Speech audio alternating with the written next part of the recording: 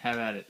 There was movement at the station, for the word had passed around that the colt from Old Regret had got away, and had joined the Wild Bush horses. He was worth £1,000, so all the cracks had gathered to the fray.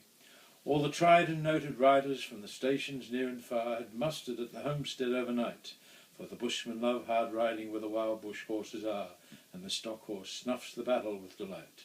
There was Harrison, who made his pile when Pardon won the cup, the old man with his hair as white as snow, but few could ride beside him when his blood was fairly up. He would go wherever horse and man could go. And Clancy of the Overflow came down to lend a hand. No better horseman ever held the reins, for never horse could throw him while the saddle girths would stand. He learnt to ride while droving on the plains. And one was there, a stripling on a small and weedy beast. He was something like a racehorse undersize, with a touch of Timor pony, 3 parts thoroughbred at least, and such as by mountain horsemen prized. He was hard and tough and wiry, just the sort that won't say die. There was courage in his quick, impatient tread, and he bore the badge of gameness in his bright and fiery eye, and the proud and lofty carriage of his head. But still so slight and weedy, one would doubt his power to stay, and the old man said, "That horse will never do. For a long and tiring gallop, lad, you'd better stop away. Those hills are far too rough for such as you." So he waited, sad and wistful. Only Clancy stood his friend. "I think we ought to let him come," he said. "I warrant he'll be with us when he's wanted at the end, for both he and his horse are mountain bred. He hails from Snowy River up by Kosciuszko's side, where the hills are twice as steep and twice as rough, where a horse's hooves strike firelight from the flintstones every stride. The man that holds his own is good enough. And the Snowy River riders on the mountains make their home, where the rivers run those giant hills between. I have seen full many horsemen since first I commenced to roam, but no yet such horsemen have I seen." So he went. They found the horses by the big mimosa's clump. They raced away towards the mountain's brow, and the old man gave his orders. "Boys, go at them from the jump. No use for fancy riding now. And Clancy, you must wheel them, and wheel them to the right. Ride boldly, lad, and never fear the spills, for never yet was a rider that could keep the mob in sight if once they gained the shelter of those hills." So Clancy rode to wheel them. He was racing on the wing where the best and boldest riders take their place, and he raced his stock horse past them, and he made the rangers ring with the stock whip as he met them face to face. Then they halted for a moment while he swung the dreaded lash, but they saw the well-loved mountains full in view, and they charged beneath the stock whip with a sharp and sudden dash, and off into the mountain scrub they flew. Then fast the horsemen followed, where the gorges deep and black resounded to the thunder of their tread, and the stock whips woke the echoes, and they fiercely answered back from cliffs and crags that beetled overhead, and upward, ever upward, the wild horses held their way, where mountain ash and Currajong grew wide. And the old man muttered fiercely, "We may bid the mob good day. No man can hold them down the other side." When they reached the mountain summit, even Clancy took a pull. It well might make the boldest hold their breath. The wild hop scrub grew thickly, and the hidden ground was full of wombat holes, and any slip was death. But the man from Snowy River let the pony have his head, and he swung his stock whip round and gave a cheer, and he raced them down the mountain side with a torrent like a torrent down its bed, while the others stood and watched in very fear. He sent the flintstones flying, but the pony kept his feet. He cleared the fallen timber in his stride, and the man from Snowy River never shifted in his seat. It was grand to see that mountain horseman ride.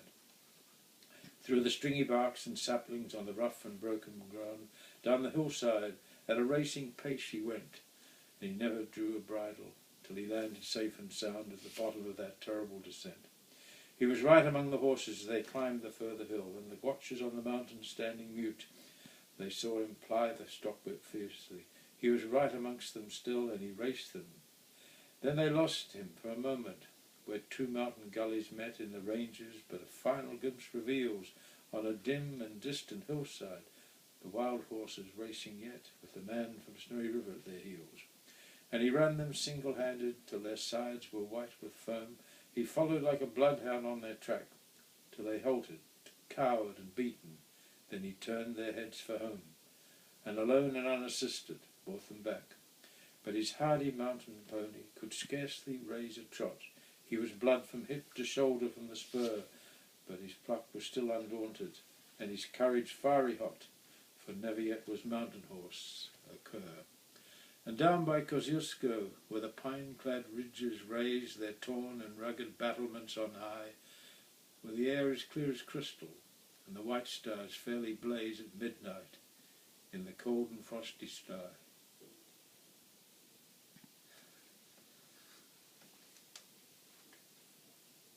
I was just remembering something.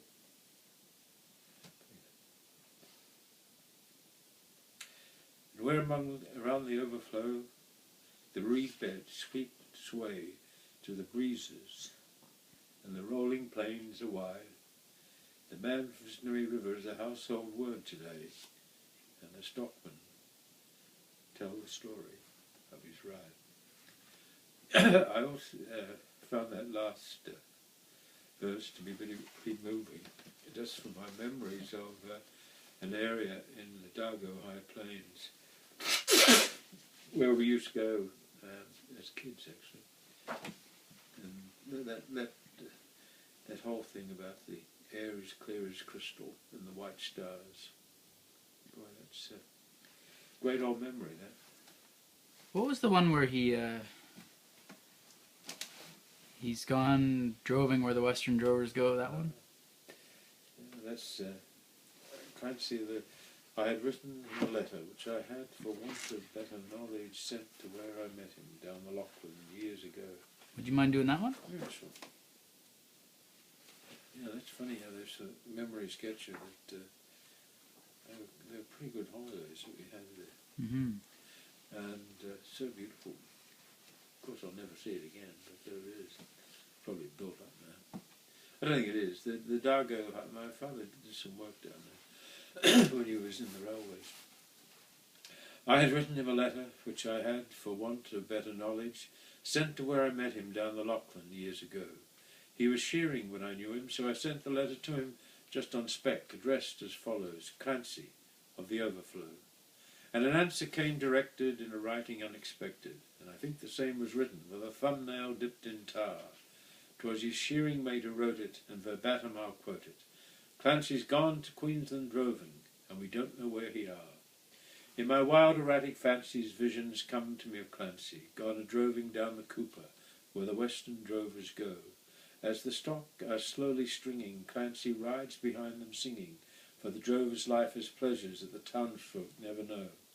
And the bush hath friends to meet him, and their kindly voices greet him in the murmur of the breezes and the river on its bars, and he sees the vision splendid of the sunlit plains extended, and at night the wondrous glory of the everlasting stars. I am sitting in my dingy little office, where a stingy ray of sunlight struggles feebly down between the houses tall, and the fetid air and gritty of the dusty, dirty city, through the open windows floating, spreads its foulness over all. And in the place of lowing cattle I hear the fiendish rattle of the tramways and the buses making hurry down the street, and the language uninviting of the gutter children fighting comes fitfully and faintfully through the ceaseless tramp of feet. And the hurrying people daunt me, and their pallid faces haunt me, as they shoulder one another in their rush and nervous haste, with their eager eyes and greedy, and their stunted forms and weedy, for townsfolk have no time to grow, they have no time to waste. And I somehow rather fancy that I'd like to change with Clancy, like to take a turn at droving where the seasons come and go, while he faces the eternal, while he faced the round eternal of the cash book and the journal, but I doubt he'd suit the office. Clancy of the Overflow. Yeah, that's a lot of people thought that he romanticised the country, and didn't point out that life out in the back blocks was pretty tough. Hmm. And but however, I think he spoke to a certain heartiness of the sort of Australia that your grandfather knew, and it's always rather pleasant. I remember my father used. There was a great old one about a fellow from Eagle Hawk, Eagle Hawk was near, it's a gold mining area just near Bendigo, and your second cousin, dead now, Leo Dole, who was a pretty good footballer, he played for Bendigo. He lived in Eagle Hawk, and that's I'm just trying to think where that is now. Index of first lines. Oh well, proves. But he was a lawyer, old Banjo Patterson, A.B. Patterson, Yeah. and Did you learn that stuff in school, or was that? oh yeah, in school you had. I used to be able to recite them all. It was, you know, it was good doggerel poetry, and I think it. Now that was it. Yeah, now David was good at this, and Dad was good at this. It was the man from Ironbark who struck the Sydney town. He wandered over street and park, he wandered up and down. He loitered here, he loitered there, till he was like to drop, until at last, in sheer despair, he sought a barber shop. Here, shave my beard and whiskers off. I'll be a man of mark. I'll go and do the Sydney toff up there in Ironbark. The barber man was small and flash, as barbers mostly are. He wore a striking fancy sash, he smoked a huge cigar. He was a humorist of note and keen at repartee. He laid the odds and kept a tote, whatever that may be. And when he saw our friend arrive, he whispered, "Here's a lark, just watch me catch them all alive, this man from Ironbark." There were some gilded youths that sat along the barber's wall. Their eyes were dull, their heads were flat, they had no brains at all. To them the barber passed the wink, his dexter eyelids shut. I'll make this bloomin' yokel think his blooming throat is cut. And as he soaped and rubbed it, he made a rude remark. I suppose the flats is pretty green up there in Ironbark. A grunt was all the reply he got. He shaved the bushman's chin. Then he made the water boiling hot and dipped the razor in. He raised his hand. His brow grew black. He paused a while to gloat, then slashed the red-hot razor back across the victim's throat. Upon the newly shaven skin it made a livid mark. No doubt it fairly took him in, the man from Ironbark. He fetched a wild up-country yell that might wake the dead to hear, and through his throat he knew full well was cut from ear to ear. He struggled gamely to his feet and faced the murderous foe. You've done for me, you dog. I'm beat. One hit before I go. I only wish I had a knife, you blessed murdering shark. But you'll remember all your life the man from Ironbark. He lifted up his hairy paw with one tremendous clout. He landed on the barber's jaw and knocked the barber out. He set to work with tooth and nail. He made the place a wreck. He grabbed the nearest gilded youth and tried to break his neck. And all the while his throat he held to save his vital spark. And murder, bloody murder, yelled the man from Ironbark. A peeler man who heard the din came in to see the show. He tried to run the bushman in, but he refused to go. And when at last the barber spoke and said, "'Twas all in fun, 'twas just a harmless little joke, a trifle overdone." "A joke," he said. "By George, that's fine, a lively sort of lark. I'd like to catch that murdering swine some night in Ironbark." And now, while around the shearing floor the listening shearers gape, he tells the story over and over and brags of his escape. "Them barber chaps what keeps a tote, by George, I've had enough. One tried to cut my blooming throat, but thank God it's tough. And whether he's believed or not, there's one thing to remark, that flowing beards are all the go, way up in Ironbark." Oh, that was that broke cheers when Terry Norton and Dad and they would swap verses. Of course, those country folk, when they came down to town, they were treated as yokels. And the barber shop, which is interesting there, the barber shops historically were places where they kept totes and illegal bookmaking and sly grog, and you did all those things. And I still remember barber shops when I was a kid. One called Peter Jackson's, and that's where you went and if you wanted to place a bet. They didn't have these were it's called off racetrack betting, and that was quite good fun going to those places. And they always stink of cigarettes, but leisurely people were going in to have a Yeah, haircut. occasionally a haircut was given. Dad had the famous Patrick Arundel. You read his story, didn't you? And he was Dad's school teacher at Avondale. But years later, he was a solicitor in Colac, and the police raided a grocery store, and they found Patrick Arundel, the owner, Reg Frauenfelder, and the parish priest of Port Fairy, sitting around a table of burning betting slips. And as one of the coppers pointed out, there was a can of condensed milk on the shelves of this grocery shop. And anyhow, they had loads and loads of telephones. And it was part of a commission later on. And Patrick Arundel did a brilliant job and got everyone off. They were allegedly sitting around, and Reg Frauenfelder was Jewish. And the story was given that here he was, a good Jewish lad, collaborating with the local solicitor in Colac and the parish priest in some appeal and raffle for, helping left-handed Aborigines or widowed war veterans and things of this nature. And that was front page for a while. We all had a great laugh at Patrick Arundel. But he had... I mentioned him in terms of my aunt, Sister Athanasius, today. Oh, right, yeah. He wanted to marry her, right? He blew to hell her nun's habit.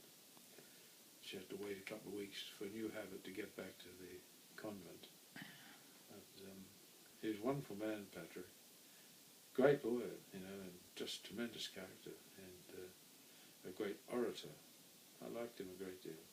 And when he came to my mother's funeral, he was a bit under the weather, and he drove up from Colac with his Chrysler car and was towing a caravan. He forgot that he had the caravan on it. And the caravan was in the funeral cortege, and not that funerals are ever funny, but everyone was having a great laugh about a caravan in a funeral cortege. And anyhow, he was very fond of my mother, and I like Pat.